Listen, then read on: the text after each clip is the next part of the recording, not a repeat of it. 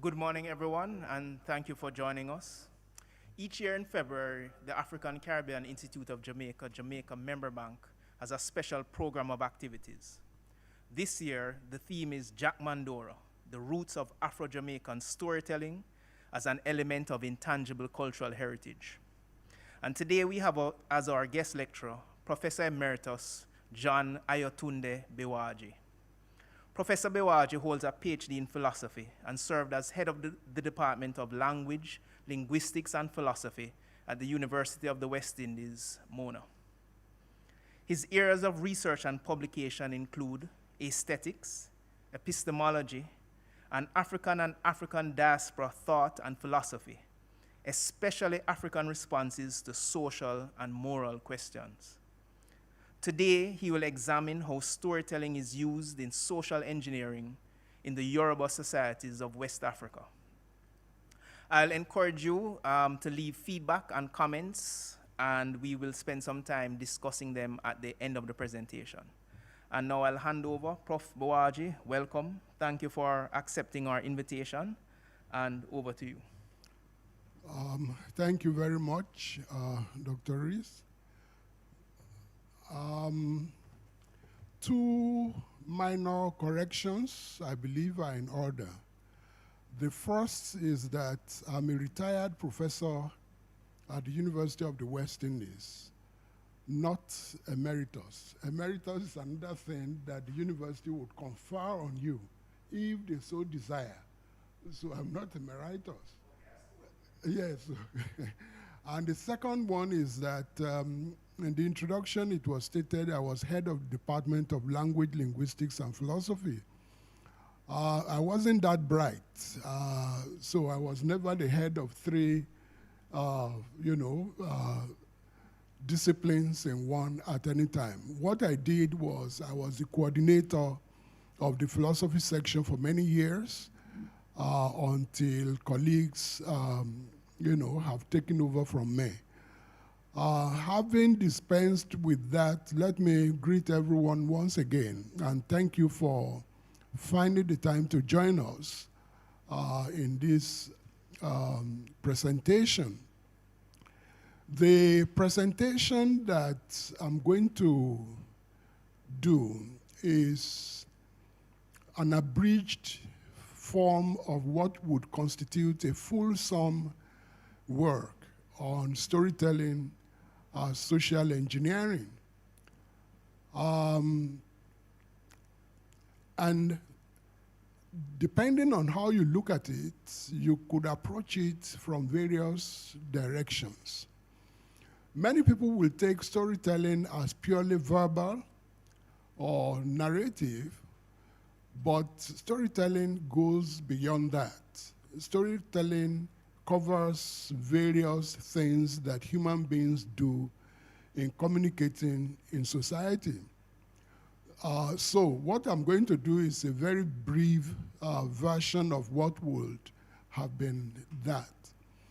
And the layout of my discussion is I'll mention briefly who the Yoruba people are, because that's a society from which I originate, and it is the one that I'm most familiar with. I will not pretend to be knowledgeable in the whole of the continent of Africa. Nigeria alone has over 300 ethnic groups. And each of the African countries also have multiple ethnic groups. Consequently, it would be very presumptuous on my part to think that I could discuss this topic as a coverage of the whole of Africa. So I'll limit myself to that which I regard myself as a fairly good student of, which is Yoruba society. The second component, I'll deal with story, what story is, and how history is a subsection of story, and her story is also a subsection. But I would suggest that what we should do, for reasons that I will explain later, when I get to that section is to concentrate on our story. The third thing I'll be doing is examining storytelling in Yoruba society. The fourth is social engineering through storytelling. And then just a postscript, which will be a roundup. First and foremost, let me show you the indigenous home of the Yoruba. The indigenous home of the Yoruba is located in the western part of Nigeria. Nigeria currently has 6 geopolitical zones. Yoruba people are found in the western part of Nigeria, but because of colonialism, you will find that there are also Yorubas in other African countries, in West Africa specifically. You'll find them in Benin Republic, you'll find them in Togo, you'll find some in Ghana, as well as in Cote d'Ivoire. Now, briefly, it was the Berlin Conference that partitioned Africa that created the problem that we have. Because a colleague of mine who just left Jamaica to work in the US, many people might be familiar with him, a lecturer in the Department of English. Actually, his town in Togo was divided half and half between Togo and Ghana. So he has a dual citizenship. He has the Togolese passport as well as the Ghanaian passport. Very fluent in French as well as in English. And when he crosses from one section to the other, it's like, he's moving from one country to the other. That's the kind of challenge that we have. So having laid that out, giving you that brief map, you will see how the Yoruba are situated within West Africa. Now, I give you one of the old artworks of the Yoruba, Oriolokun. When this was initially discovered, somewhere around 1910 by Frobinus, they thought that this couldn't have been made by black people because it's an alloy, it's a hybrid of various metals which were used to carve. You can see how realistic it is. So the white man thought that, no, this, black man couldn't be so intelligent to do anything like this. And many of these things are found all over Africa, and wherever they are found, just like this one, they said it was an alien culture that brought that technology and did it, whereas Yoruba people still practice it up to today.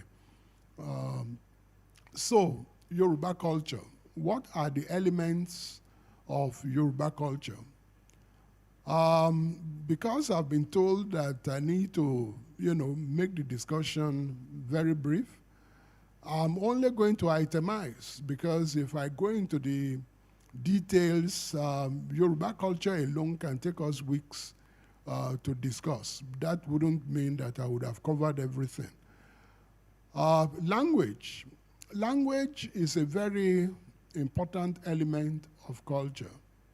Because we are talking about storytelling, I have language as the first item in the elements of Yoruba culture. Yoruba culture, the Yoruba language that is formally written and spoken is one that has been synthesized and is formally taught up to university, up to PhD level in Yoruba society, and in Brazil and in other countries where Yoruba is studied. Now, we have dialects of Yoruba, just like when in Jamaica you move from Kingston to Savannah Lamar, you find that the dialect of the Patois is totally different. The same thing when you move to Portland, the kind of Patois that is spoken is different from what people speak in Kingston. So you have, the core Yoruba, the nearest to the formal is the Oyo Yoruba, but you have Ijesha of which you know, I'm a descendant.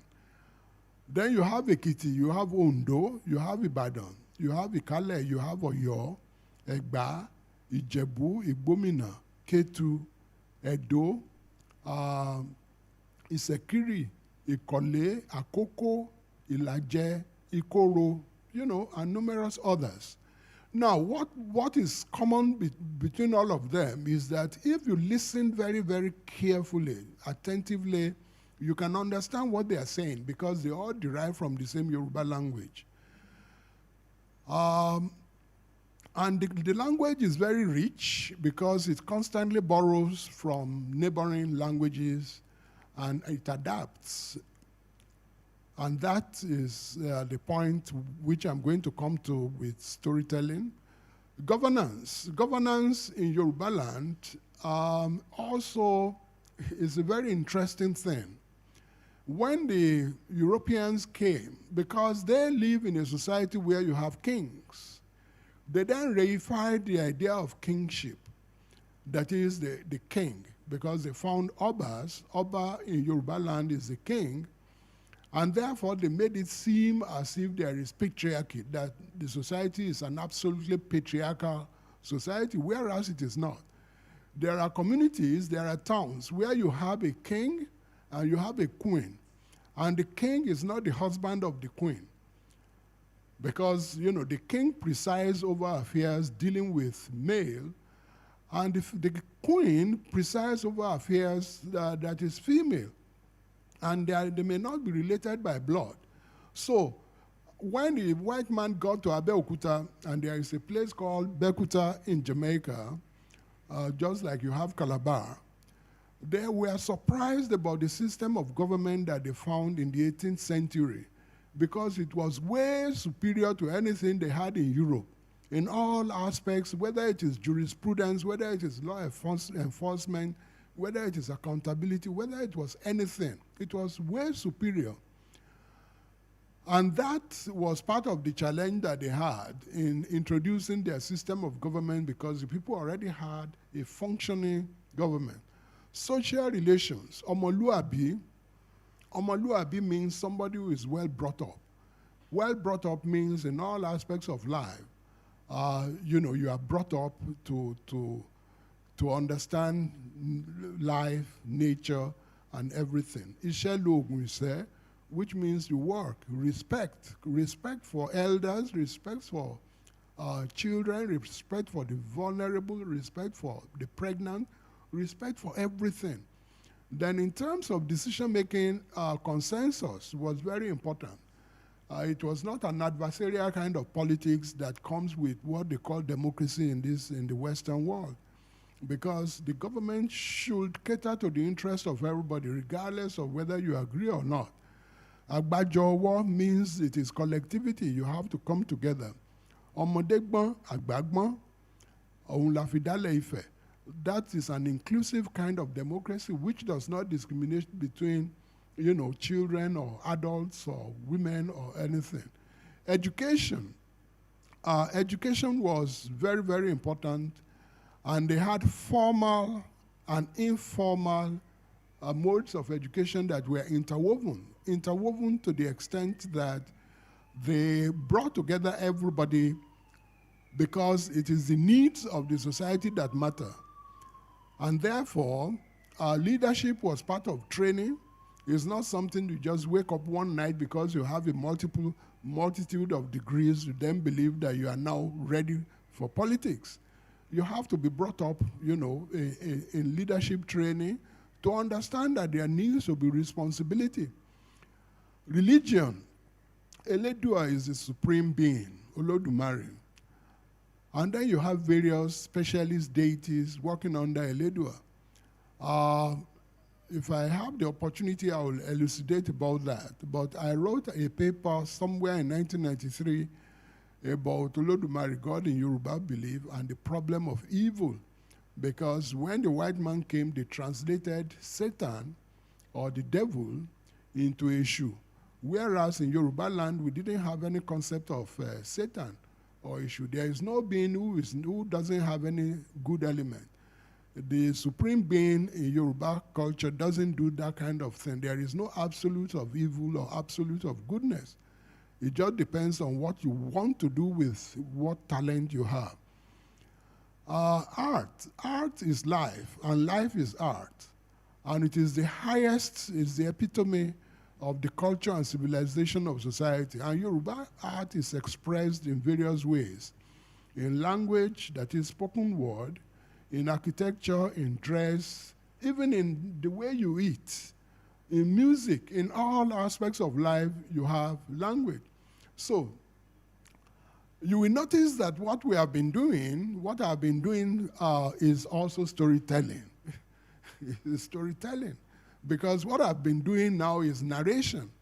So a story is the narration or the presentation or representation about an event which may have happened, or is an imaginary event. That is, a story can be true or it can be fictional, in such a way that the listener, whoever is the audience, the observer, the reader, learns something and experiencing something by the fact that he or she has listened or heard or read the story, the narrative. And you do find that it is a way of transferring information, transferring ideas, even transferring fantasy. If you so desire, you may call it fantasy. And it is a way of giving a construction, okay, based on insights as conceived or perceived with the perspective of the audience or the target and the goals in mind. Now, I mentioned story, and then I mentioned history. What we learn in this part of the world is history. In most cases, because the society is predominantly male-dominated, you don't even hear the voice of women. Therefore, her story is not there. Not to mention those subalterns, if you wish, that is those who are outside of the loop, the poor, the vulnerable. Nobody gives them a voice. And therefore, our story is what we need to be discussing. Now, because we are now in a, if you wish, a post-Trumpian world, a world in which Trump was constantly imagining and creating yarns and fables and myths every single day. At times, many people do not know the difference between a yarn or a fable or a myth, and reality. Some people read novels, they read stories, and they take it as if it is the absolute truth. And that is especially important when we talk about social engineering. So the question about story is, who has voice? Who has means? If you have voice, then you're able to say something. If you have the means, like the Twitter handle or the Facebook that we're using, if you don't have internet, if you don't have, the smartphone or anything, you may have ideas in your head, but you will not be able to communicate it. And if you don't have the space, if you are imprisoned or if you are enslaved, that means that your ability to construct your story and to narrate your story becomes limited if you don't have the power. And if you don't have a perspective, if you are dependent, like many Americans depended on Trump to tell them what to do, then it means that you cannot even construct truth. You cannot make truth. And the purpose for which you can narrate your story is also limited. And this is the question about objectivity and subjectivity. Many people will say, oh, it's a fact. Oh, it's the truth. But then the question is, are truths neutral? Are they objective? Are they subjective? And this is what is very, very significant. And that's why I said we have studied stories and histories for too long. So the question then is, what has that made us? So whose story is the current African story? and the African diaspora. Whose story? Whose story is the current narrative that we have? I took a look at the curriculum at the CSEC and the Cape, at what you have as history and social studies, and I was, the story has not changed. The story of the Caribbean is that, as it started there, is that the Tainos or the Arawaks were the indigenous people in the Caribbean. And then the white man came, and then they brought blacks. And that's how the story goes. There is nothing about the culture, there is nothing about the science, there is nothing about the technology, there is nothing about the metaphysics, there is nothing about the epistemology of the Arawak. And therefore, the narrative, is about a terra nullius. It's an absent space, a space that never existed, which was now populated by whites. And since the whites have populated it, it means automatically they are the ones who narrate the story. So the question then is, how would somebody, it's just like the case of African thing. There was a time when it was believed that Africa was out of history. Okay, if Africa was out of history, then it means that before the Europeans came to Africa, nothing happened. There were no African narratives, there were no stories. So whose history is then the current African history? Whose history is the current Caribbean history? When do we start our own story? When do we start narrating our own story, making, documenting, studying, disseminating our own story? Some illustrations. And these are anecdotes, but some of them are very, very important, because when you talk about storytelling, it is very, very critical. I had a very senior colleague who once told me that many people run away from minute-taking, that is, being the secretary at clubs and in organizations, and he says he likes to take minutes, because if he was the one taking the minutes, then he can impose his own narrative on the minutes. Everybody would have to agree or disagree, because it's the minutes of what happened. And when you take the minutes, you find that you have a certain control in how you narrate the story of whatever happened. I once challenged historians. I said to them that, you see, God cannot make what has happened not to happen, but historians can, and they often do. The storyteller can manipulate the story just the same way as George Bush manipulated the question about weapons of mass destruction and went into Iraq to destroy the place. Journalists often do, advertisers do, documentalists do, because the question is, whose perspective? Who is making the story? Who is telling the narrative? Whoever is telling the story has a limited perspective which he or she imposes on the story. God cannot make what has not happened to happen, but historians can. Okay? And the social media has become a very powerful tool now, which people use to make things that never happened to become true.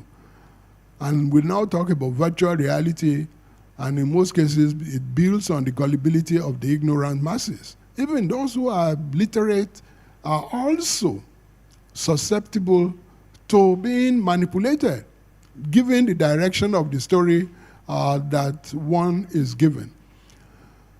So if you read some of the narratives that we find that we have to deal with, like the genesis, the literary, in the literary societies, as they like to call it, and the prehistory and the chronicles and, blackness and how Africa is imagined in the West, you will find that stories are very, very important. So now, storytelling in Yoruba society, you will see that Yoruba people have a very profound understanding of narrative. And if two people have a quarrel, they will tell you that you must listen. You must listen to the two sides. Because, as they say, Agbejo enikanda, agbe ibita. He who listens to one side to decide a case is a bad judge.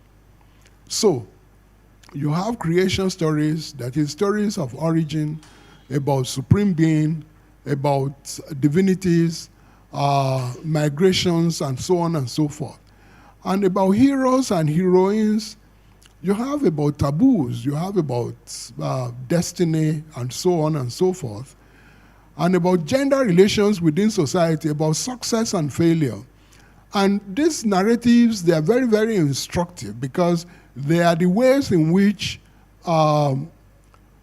people are educated, the way in which they are brought up, the way in which they are educated in the developments in society. So stories about events are very important because they contextualize the historical experiences of the people. And they also constitute educational media through which people are brought up, they are told about right and wrong, they are given ideas about justice and injustice, they are provided with perspectives about technical things. And they also help us to codify memory and to make memorials. And in many instances, when people say that some societies are pre-literate, that's because they don't understand. Nothing could be more complicated than the Ifa literary corpus. And to study Ifa and the numerous main trees and the branches of Ifa, you will know that it's highly mathematical, and a professor has indicated that it's highly computational, that it's based on computer programming, and that probably, computer programming itself may have derived from the permutations that you have from Ifa literary corpus.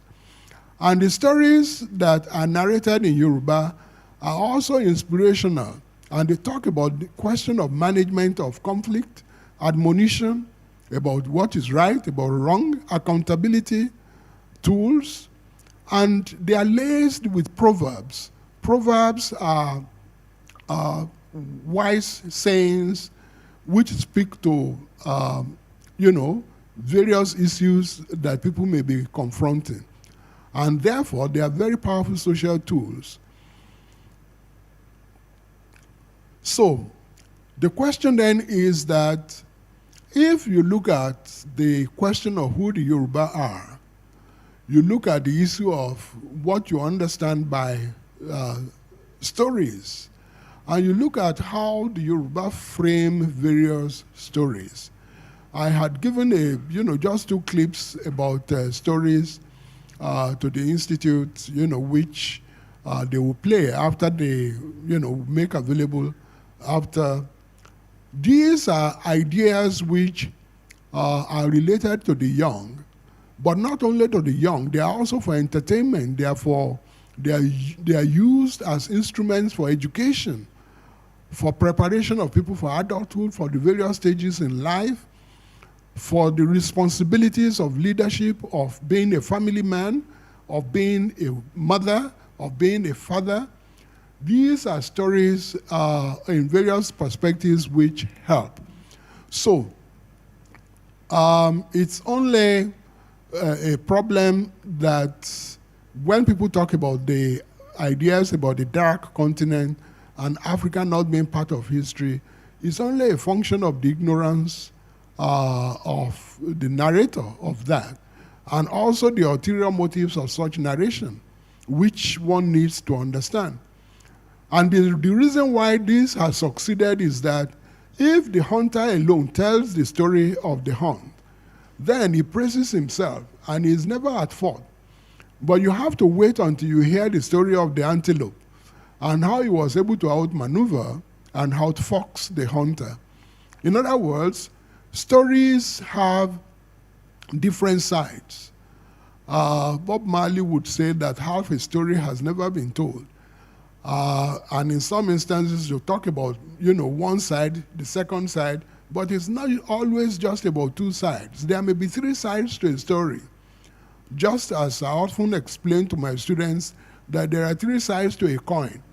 A coin has a head, it has a tail, and it also has the edge. It can fall on the edge, and then you take it and toss it again. So in most cases, I'm suggesting that telling stories, the way the Yoruba understand it, is a very, very significant thing to show that there are no absolutes of how to look at things. And therefore, stories provides imagery. It talks about stereotypes. It talks about myths, metaphors, standards of value, about ideas, about being and non-being. And they are very powerful in influencing the thinking, the formulation of ideas, the being of human beings in society. And having a voice and a choice makes a difference as to what is transmitted about us as Africans and as people of African descent globally. So, if we are going to be telling our stories then you have to understand that the Yoruba society has an extremely rich and creative storytelling ideas and practices from time immemorial. And these are our stories which are memorialized, and they remind, they encourage, and they discipline. Let me give an example. You see, the D.O. Fagunwa wrote so many novels. One of them is Ogbojuode. And Ogbojuode, if you read Ogbojuode and the various characters, and you are able to see, you can familiarize yourself with the characters in society, then you'll be able to see that there are so many things that come out of that which help a child or a youth to understand life. So the stories are historical in nature. They are also imaginative, they are ontological, and at times they are mythical. And in many instances, they chronicle what happened in society, documenting those things. And there are various types of tales.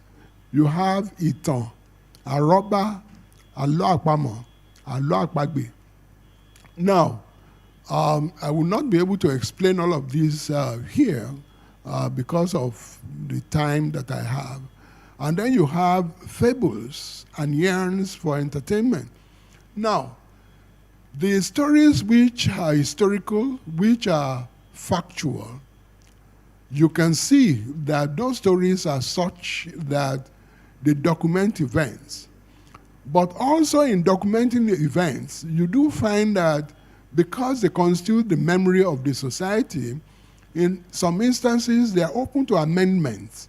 In other words, if certain aspects of it has been forgotten, somebody else who witnessed it might supply what may be missing, okay? And that is different from when you just have, a yarn or a fable. Well, we call it fabu as young people in school in those days. If I say Mogbain fabu, which means that I gave you a yarn, you might believe it. It's like April Fool. And if you are susceptible to fabu, in other words, you are gullible, then that also helps you to understand that the next time I bring a tall story with a winding tale, you are going to look at me and say, what is he doing again? Is this another yarn? Is this a fabu, or is this a real life story? All of them are very instructive because it teaches people critical thinking. And in teaching people critical thinking, it shows that when somebody comes to you with a tall story with a winding tale, you have to look at it and ask yourself, could this be true? Could this be true? If this is true, then, what follows from it? I was reading something about two young Israeli people during the World War II. They were saying that when you take a newspaper and you read a story there, the first question that should come to your mind is, who is telling that story? Is the story an account of what really happened? If it did happen, did it happen the way it is reported? if it happened the way it is reported, what am I supposed to take from it? Am I supposed to believe it? In other words, part of the tradition of Yoruba storytelling is teaching children and young people to understand that it's not everything you hear, it's not everything you see, it's not everything you are given that you just accept hook, line, and sinker. Because some are packaged with, an intention, a worldview, and you now must look at it and ask yourself the extent to which that can be true. And that's part of the whole thing about stories. And the stories are presented in various genres. It's not only in the oral form. It may be in the form of sculptures, it may be in incantations, it may be in chants, it may be in poetry, it may be music, it may be drama. All of them come together as part of the educational process. I did mention D.O. Fagunwa, very prominent, and then you have Akinwumi Isola, a very wonderful individual who just passed away. And then you have musicians like Ike Dairo, King Sunny Ade, and the Abameda himself, Fela Anikulapo Kuti. If I have time, I'll elucidate a little bit on these things. So, I now come to the question of social engineering. Social engineering, many people might look at engineering as if it is purely technical and it's purely scientific, but engineering takes place in social medium because you are constructing a narrative for people which then shapes the way they look at life and which shapes their attitude to things, their reaction. I was in Jamaica when the black scandal bag thing became, something within the political medium. And if Jamaicans know the history of the black scandal bag, and therefore that is sent a kind of narrative to the people, which then created in them a disposition to do certain things. That is engineering. You engineer the perspective of people and how they relate, how they react. So because human beings are dependent on meaning making and meaning transmission, it means that education is very critical. And I see education in two ways, both as a process and as a system. It is the process of creating or acquiring knowledge and understanding through study, training, teaching, instruction, and, it is also the means by which we project from the known to the unknown, creating myths and metaphors, and so on and so forth. Because education is very critical, it is very important that we take it seriously when we are talking about engineering. And then education is also the totality of the system, the methodologies, the structural institutions, the instructional facilities, the curriculum, the personnel that combine to ensure, enhance, and make attainable the educational goals of society. Now, in this sense, even the so-called sciences and so on, they are narratives. And if you look at geometry, the kind of geometry we were taught is a Euclidean space geometry. It's a narrative. It takes the space as flat, okay? Because of that, it suggests that parallel lines, no matter how long they are produced, they never meet. But if you make an assumption of a different kind of structure or narrative, you then find that indeed parallel lines might meet. Because you make an assumption of a different space, it means that you are also working from a different perspective. Now, because we are used to a particular perspective, it also structures our expectations. Okay? Look at, the kind of Newton's physics and what Einstein did. When you maintain a relative attitude to space, then the expectations are also different. But because the way it is structured within the curriculum, it makes everything look at it, they are dried and they are absolutes, and therefore people don't have the kinds of expectations. So, within Yoruba culture, and this is part of, I believe, is both an advantage, a blessing, and it could also be a handicap. Because if you are brought up in an environment in which you are open, okay, you are entertaining of new ideas, of different people, it means that you are susceptible to being abused. And therefore, the only thing that is going to protect you is a culture of skepticism. Even though you know that this thing might be the case, you also have an expectation that it might not work out as it is expected. And if you look at this, the way in which stories are very powerful instruments by which society records, preserves and communicates ideas, and consolidates those ideas and experiences, you will find that it's very, very important that any society, every society must take control of the storytelling that the children, especially the young, the vulnerable youth, who are very susceptible because they are always going to believe whatever they are given, because they are innocent in most cases. And because they are innocent, they never expect you to lie. It's like I was explaining to someone the other day that part of the reason why America is having the difficulty that it is having is because the society believes that by the time somebody rises up to become the president, a president is never supposed to lie until George Bush, okay? And what has happened is that there was a withdrawal from that, from George Bush and the Iraqi situation, the weapons of mass destruction lie, which was redressed a little bit. And then you now have Trump, whose only thing is about lying every single minute of his life. In other words, people don't expect such a highly placed individual to lie. You know that George Clinton was actually impeached just because of having an affair. But now, this one actually commits serious crime day and night. And because the society has now been fed a narrative that is spurious, nobody actually, they don't even take serious things serious any longer. And therefore, stories, they engineer, they build societies, they determine the perspectives, they build the foundations and materials for life.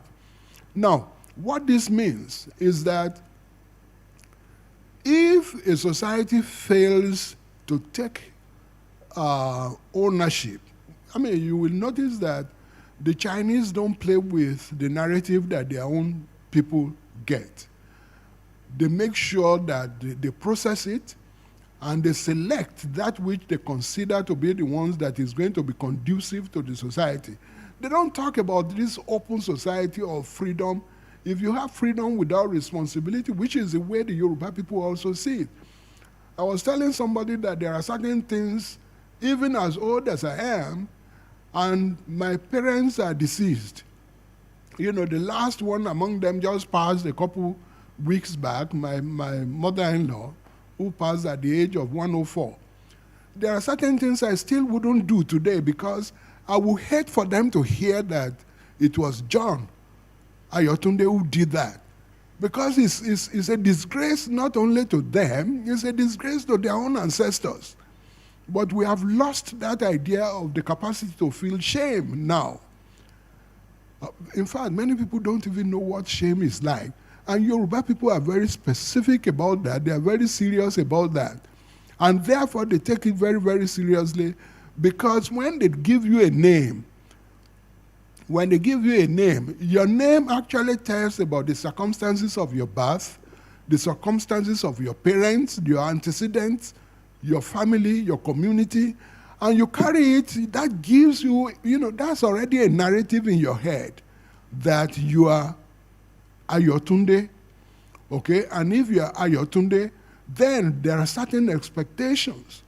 If you call somebody stone or wood, or I'm not saying anything about my brothers and sisters who bear those names, but I'm saying that already translates into various things that constitute issues, okay, within society.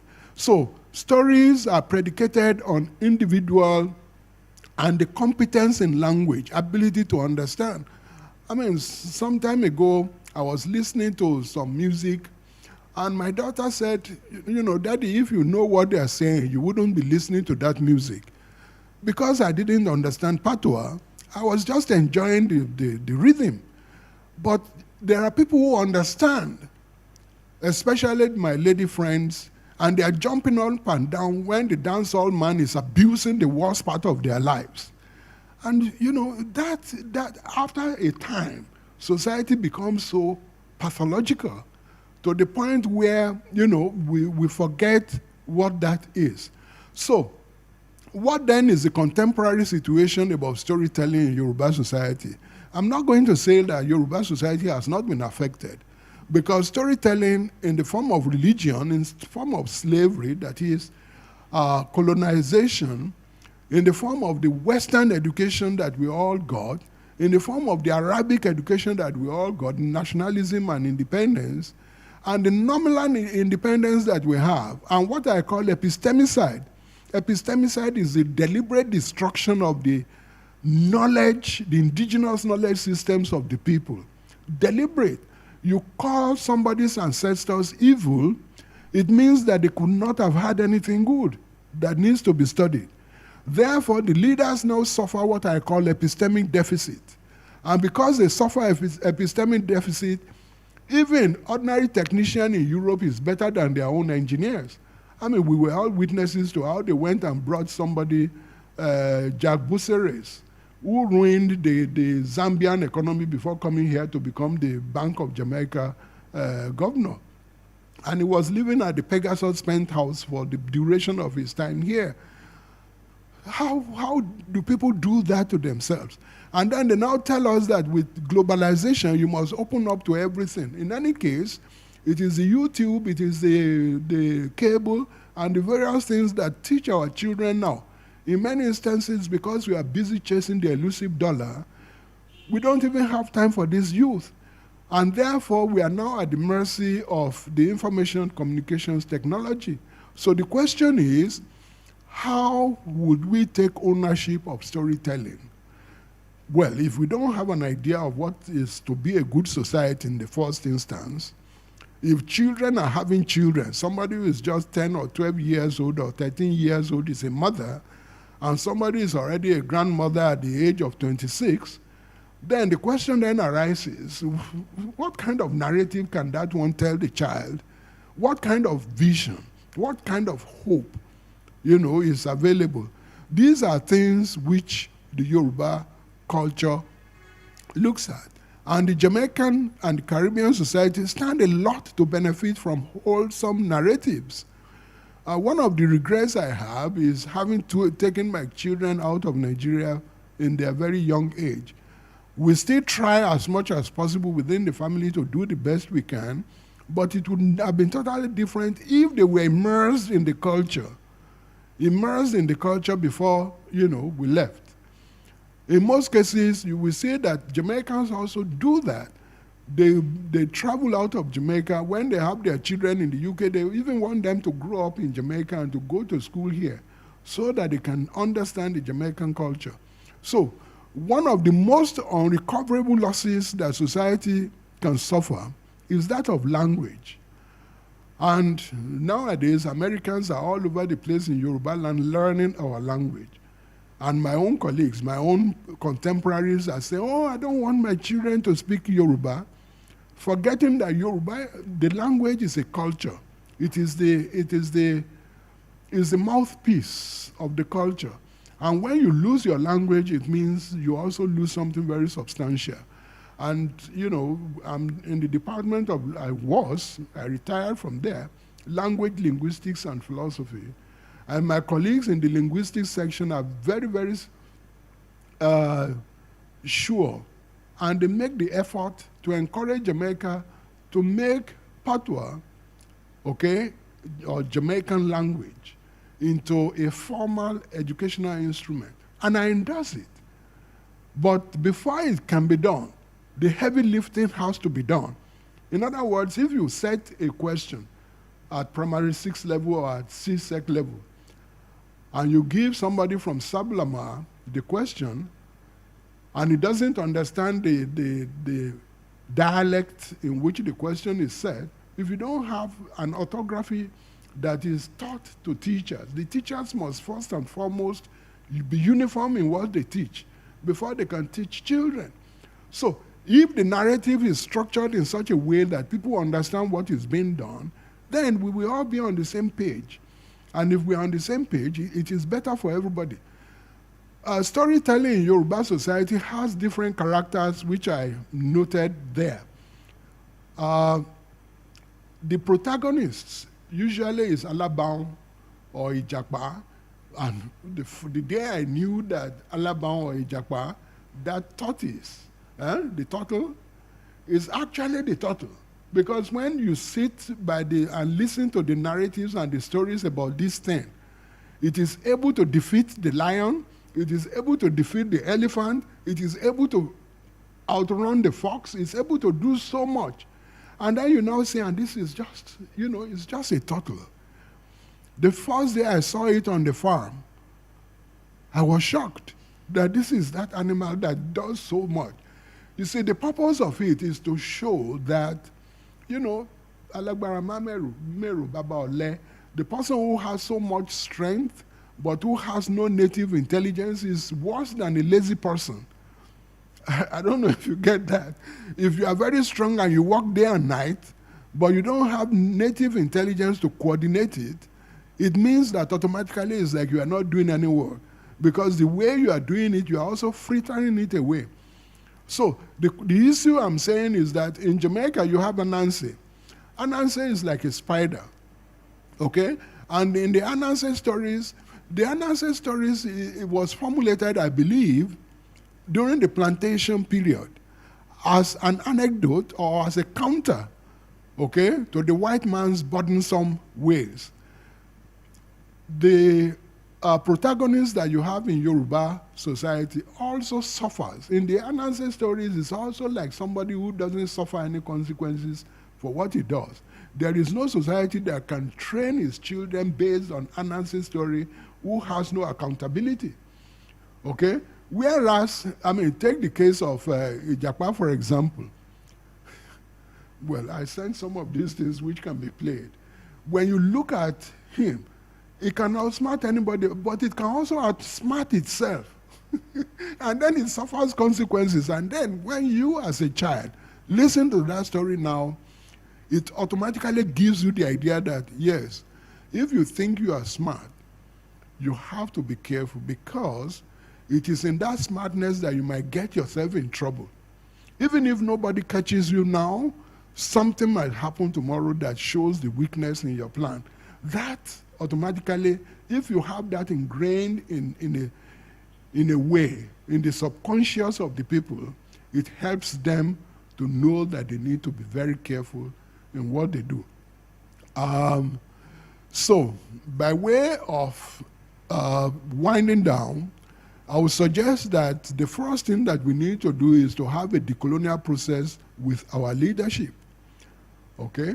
They need to correct the epistemic deficit that they suffer from. And then our educational system needs to be decolonized, and our storytelling must be owned. It must have a space at the ontological level. When it has a space at the ontological level, then automatically it can begin to, show that accountability, discipline, justice, fairness is not anything bad. Because when you have a fair society, a society where the burdens are shared and the joys are shared, then you have what you can call a well-ordered society. And how to go about this is education. And that's one of the things when people praise Obafemi Awolowo, they praise him because he instituted free primary education in Yoruba society in the 1950s. I was a beneficiary of that, okay? And if everybody is educated, there are no educated societies that are poor. And there is no poor society that is uneducated, okay? That is educated. It's very clear. I was saying to someone, was it yesterday, that by the time somebody gets a degree or up to tertiary level, and then you ask the person to be your gunman, he's going to look at you and say you are mad. Because after going through 20 years to get this piece of paper, and you now want him to throw it away just for $20,000, he's going to tell you must be crazy, because he has invested more than that in his own life. It's worth more than that. And consequently, it means that the narratives that we give must be such that help us to develop. Thank you very much.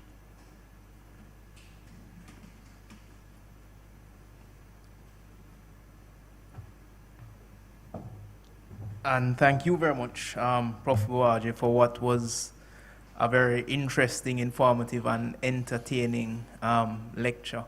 There are a few of us gathered here, and I noticed we all nodding in agreement and also chuckling at certain parts. So that was certainly a very informative and interesting lecture. We have a number of people who have joined us live on YouTube, persons from the UK, from Botswana, from Nigeria.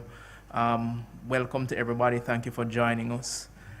One of the things that I was most interested in hearing from you in your presentation is what are some of the very specific kinds of mechanisms and practical steps that we can take now to address some of the issues that you've highlighted. You spoke about, recovering the deficit, taking control of the narratives that we need to.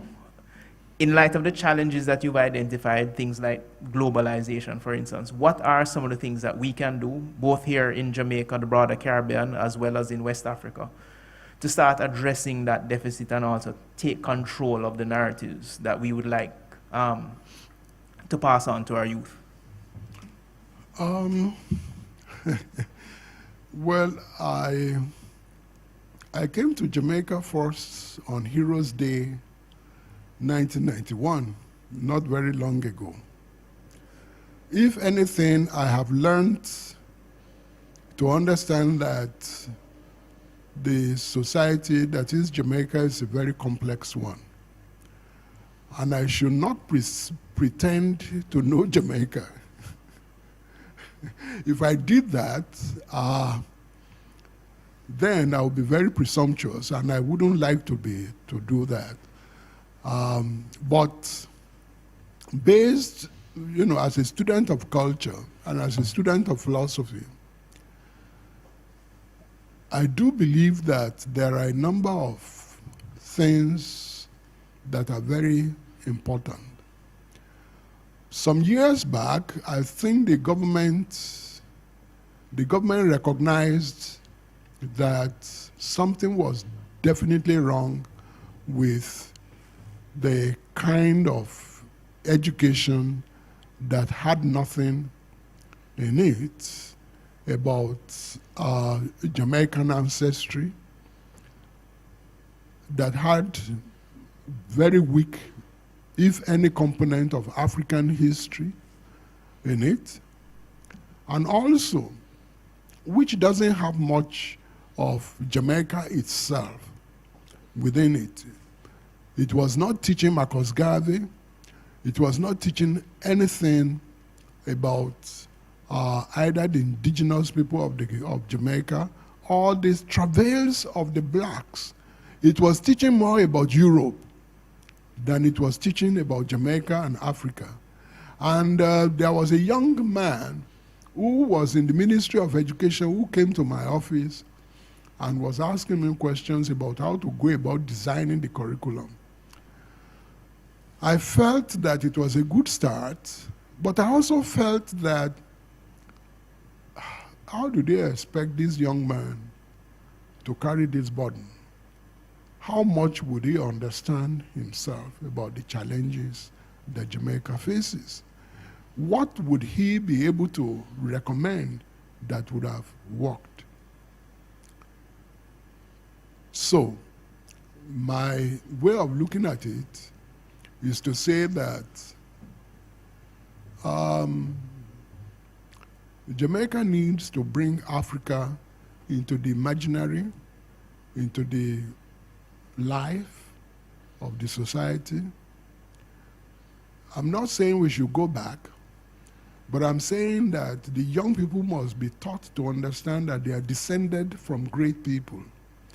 I mean, it's only recently that it was being said that even the economics that Adam Smith, David Ricardo, and all those people were spouting as if they were making new discoveries was African economics, which they had read in Arabic. And also, you know, when I was in Botswana, a colleague came to me from the University of Stellenbosch in South Africa and was saying to me that, did I ever understand that the so-called state of nature theory, which John Locke was spouting, was borrowed from an African academic? Okay? Nobody knows.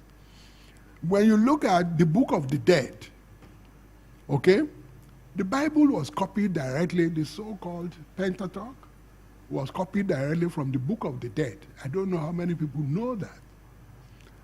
And the Quran is an abridged version of the Bible, which means both of them borrowed from the Egyptian script, the hieroglyphics, the Book of the Dead. But if people didn't know, they tell you, let's forget about the past. Let's forget about the past. If you forget about the past, how do you contextualize where you are? If you cannot contextualize where you are against all that is happening now in the social media and everything, how do you make wholesome selection of where you want to go? Are we just going to be rolling like this? You know, a society of 3 million people with this level of problems? And I tell people that Jamaica, this island can support 10 million people, and none of them have to go hungry. Okay? We can. It's big enough. I mean, there are city-states, Hong Kong, Singapore. They are just city-states. They are smaller than, you know, Jamaica. And they have, the population is more than twice, 3 times, 4 times Jamaica. A student of mine who graduated many years back came back to visit, and, you know, she lived in Tokyo. And she said, you know, I could wake up in the middle of the night, I want to have tea and I don't have sugar. I could just decide to walk down the street or, you know, go on the road and get tea at 2 a.m. without worrying about looking behind you who is coming or who is going. Okay? And I had another friend who I encouraged to migrate to Nigeria, who is in Nigeria now. And the young man told me that the first Christmas I ever enjoyed in my life, the way I enjoyed it, is in Nigeria. I said, what do you mean? He said, in Lagos, you have thousands of people going in front of you. You have thousands of people coming behind you, and suddenly the lights could go. And nobody is looking to worry if anybody is picking your pocket or anything is happening to you. Everybody going about their business. You bump into somebody, nobody say you step on me or you diss me or anything. And everybody, oh, I'm sorry, and then they go. So what does that mean? It only means that there is a level of education that can bring into people civility.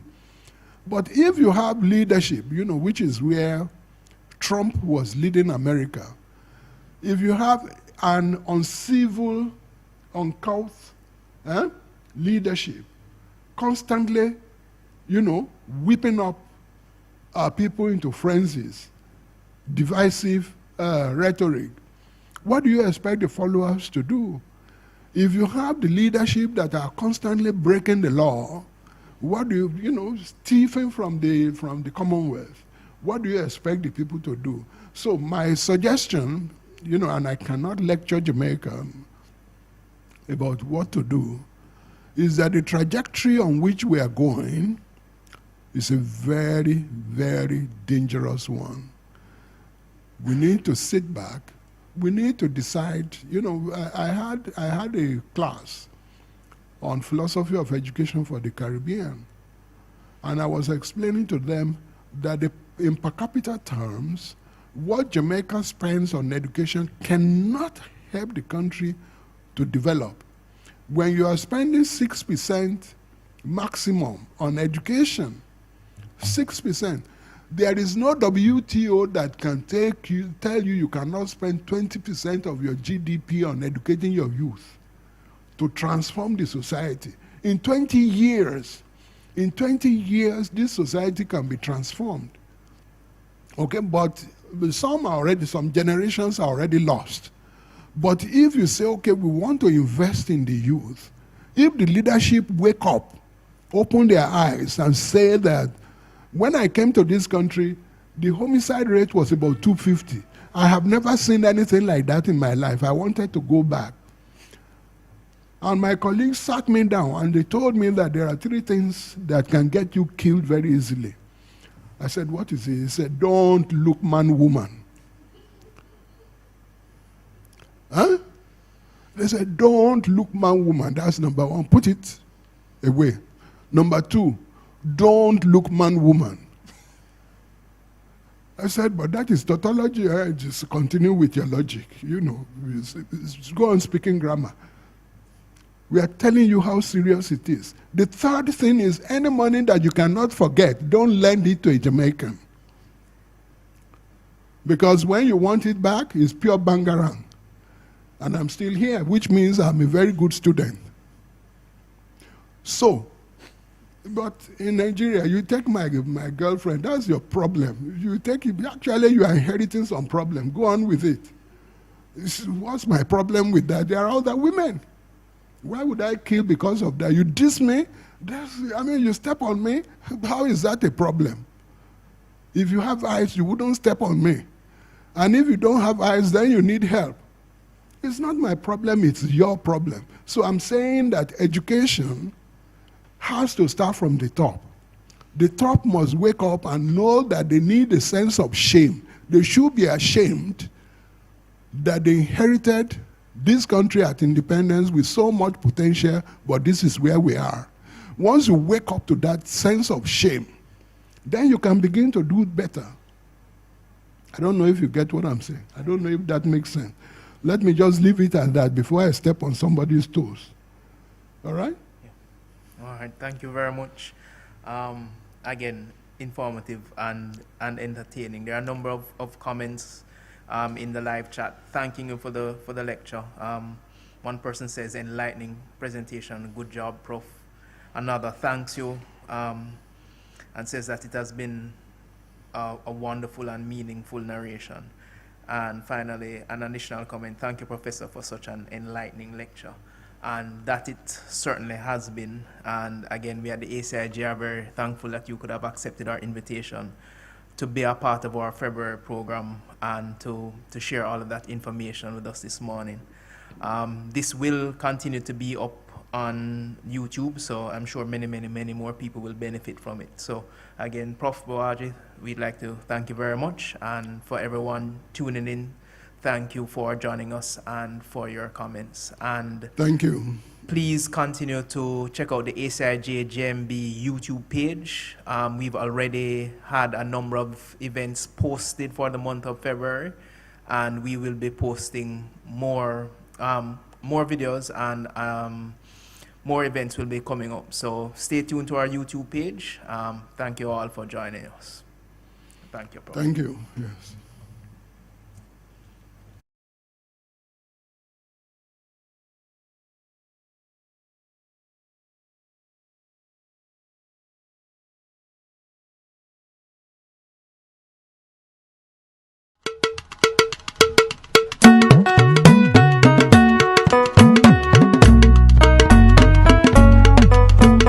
Ìtàn yín á dùn ó, èrò yá, ẹ bá wa ká lọ.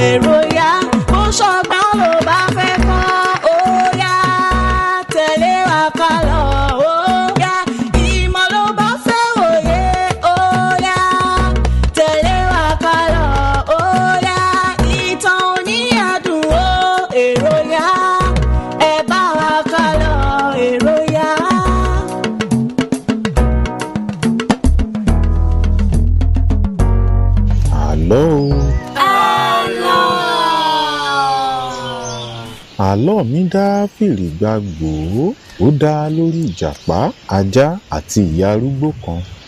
Ẹ pẹ̀lẹ́ ìyá wa o. Ó ṣeun ọmọ mi. Ọ̀rẹ́, jẹ́ kí a lọ ràn ìyá àgbàlagbà yẹn lọ́wọ́. Mi ò ní àkókò láti fi ṣòfò. Má rò ó bẹ́ẹ̀, gẹ́gẹ́ bí ẹ̀kọ́ ọmọ Oòduà, a ní láti máa ran àwọn àgbàlagbà lẹ́rù. Mi ò dí ẹ lọ́wọ́ tó bá fẹ́ lọ ràn wọ́n lọ́wọ́, àmọ́ èmi ní tèmi mi ò ráyè. Ìyá wa, ẹ jẹ́ kí n ràn yín lọ́wọ́. Ó ṣeun ọmọ mi, ìwọ náà dàgbà.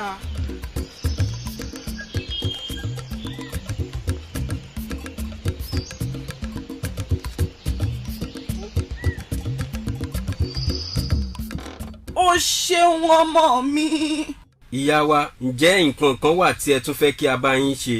Ó ti gbìyànjú ọmọ mi, èmi náà ó sì ṣe ọ́ lóore. Ẹ má ṣèyọnu ìyá wa. Tẹ̀lé mi ká lọ.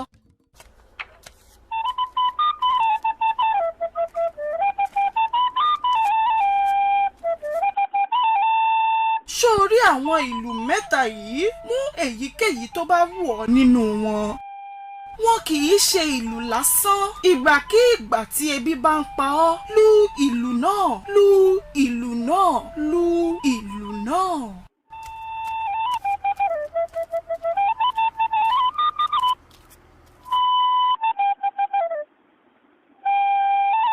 Lẹ́yìn àsìkò díẹ̀, ìyàn mú nínú ìlú, ebi ń pa àwọn ènìyàn àti ẹranko.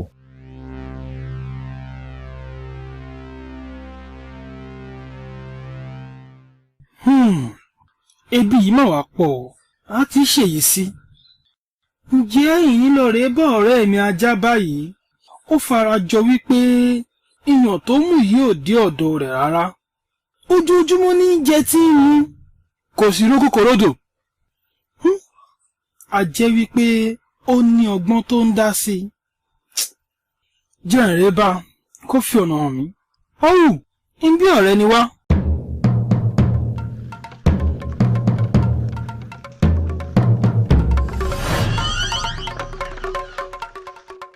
Òótọ́ ni o.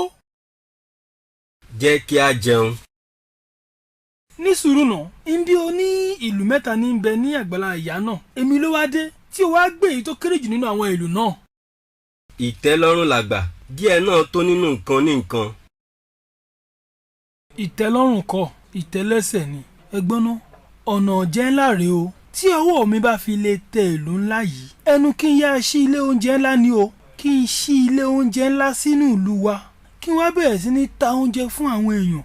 Láìpẹ́, owó á dé tabua. Ń kọ́ ilé ńlá, ń sì fẹ́ obìnrin tó rẹwà.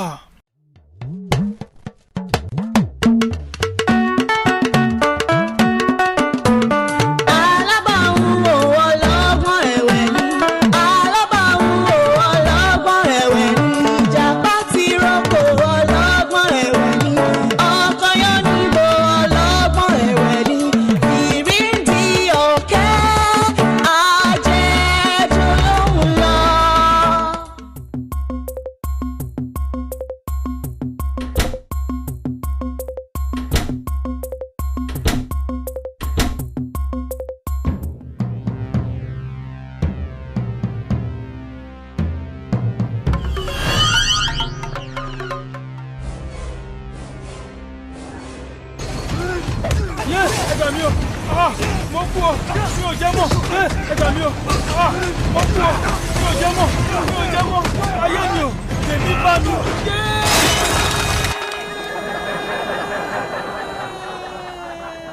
Ìdí àlọ́ yìí kọ́ wa kí a máa bọ̀wọ̀ fún àgbàlagbà. Ó tún kọ́ wa wípé kí a máa ran àwọn àgbàlagbà lọ́wọ́. Ó tún kọ́ wa wípé kò dára kí a máa jalè. Kódà olè ló ń ba ọmọlúàbí jẹ́. Ó tún kọ́ wa wípé kò dára kí a ní ọ̀kánjúà. Ẹ má jẹ́ á máa ṣọ̀kánjúà. Ọ̀kánjúà a máa kóni sínú ìyọnu, àní rí yọnu. Irú eléyìí tí ìjàpá kó ara rẹ̀ sí látara àìní ìtẹ́lọ́rùn. Ẹ̀yin ọmọdé, ẹ fi ìtàn yìí ẹ fi ṣe ẹ̀kọ́ kí ẹ sì tẹ̀lé.